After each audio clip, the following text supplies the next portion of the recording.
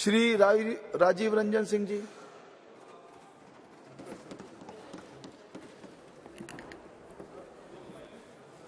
सभापति महोदय,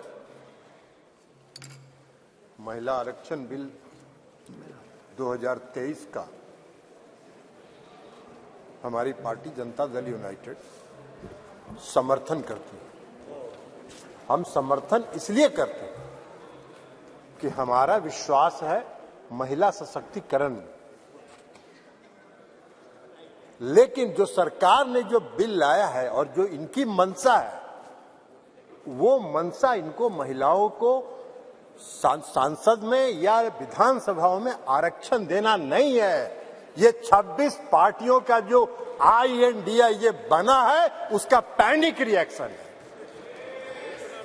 उसके पैनिक रिएक्शन में इन्होंने ये बिल लाया। इनकी कोई मंशा नहीं है।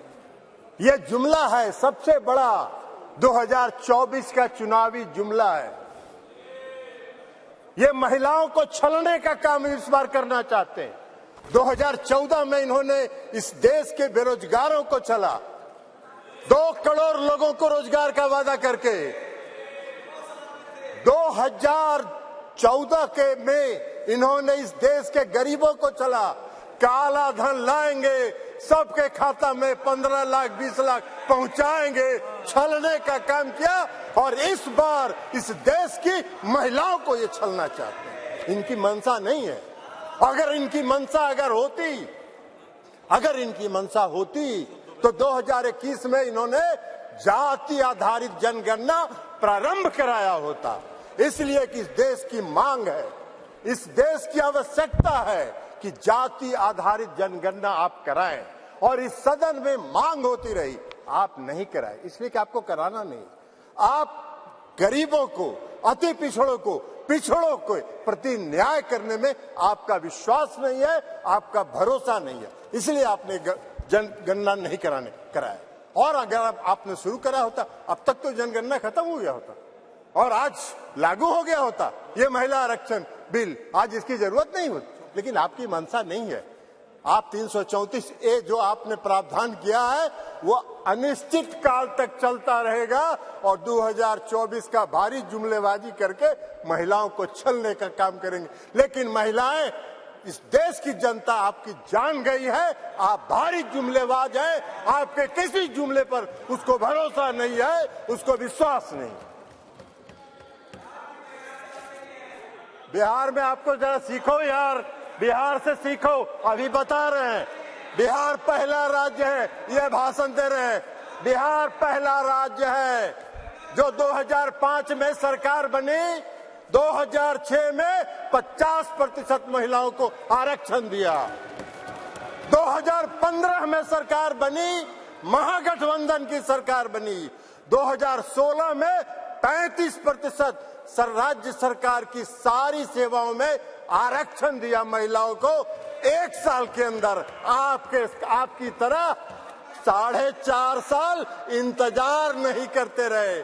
कल प्रधानमंत्री जी का सुन रहे थे, आंकड़ा की बात कर रहे थे। अरे आंकड़ा तो आपका 2019 से था, काहे नहीं किया आपने? जब बेंगलोर में, पटना में, बंबई में मीटिंग हुई तो आपकी घबराहट हो गई और उस घबराहट में आप लेके आए। आपको हम बताना चाहते हैं, ये इनको क्या मालूम है दुबे जी को उत्तर प्रदेश में तो अभी सुना रही थी वो कहानी, तो इसलिए बता रहे। 1 करोड़ 30 लाख ग्रामीण महिलाओं को बिहार की सरकार ने जीविका के माध्यम से सशक्त करने का काम किया है, गरीब महिलाओं को। इसलिए आप क्या बात करिए, आपको क्या महिला सशक्तिकरण से बात मतलब है? आपको कोई महिला सशक्तिकरण से मतलब नहीं है। इस सरकार को महिला सशक्तिकरण से कोई मतलब नहीं है। इस सरकार को अपनी कुर्सी से मतलब है और उस कुर्सी को बचाए रखने के लिए कोई भी जुमला ये कर सकते हैं, कोई भी जुमलेबाजी ये कर सकते हैं। इसलिए आप कह रहे हैं नारी, आप कह रहे हैं जातीय जनगणना। आप तो देश की मांग है, आप कहिए, आप आज ऐलान करिए इस सदन में कि हम इस देश में जाति आधारित जनगणना कराएंगे। आप नहीं कराना चाहते, इसलिए कि आप उसका विरोध करते हैं, आप आरक्षण के विरोधी हैं। 2015 याद करिए क्या हुआ, बोले थे आपके जो संस्थापक एक हैं, पीछे से जो संस्था आपको जो गाइड करती है, उसने क्या कहा था आपको? आरएसएस, ये लोग बता रहे हैं आरएसएस, मोहन भागवत जी थे, उन्होंने क्या कहा? कहा कि आरक्षण पर पुनर्विचार होना चाहिए। अरे वाह भाई, बाहर सरकार आप चला रहे, आरक्षण पर पुनर्विचार होना चाहिए। आरक्षण कोई आपकी कृपा से है? आरक्षण आपकी कृपा से नहीं है, संविधान के प्रावधानों के अनुसार है।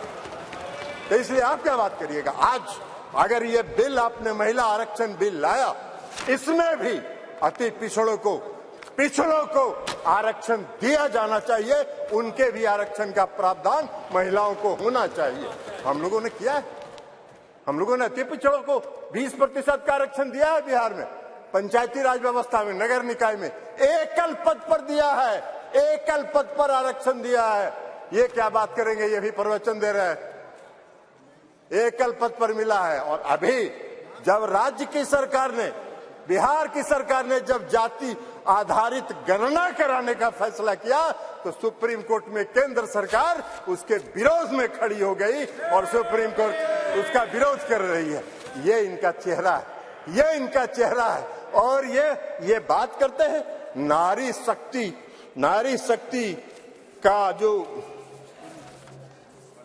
नारी शक्ति वंदन की बात करते हैं, बंधन की बात। अरे अपना बंधन कर रहे हैं आप अपना बंधन कर रहे हैं, अपने कुर्सी का बंधन कर रहे हैं, अपनी सत्ता का बंधन कर रहे हैं, अपनी सत्ता को बचाने का बंधन आप कर रहे हैं।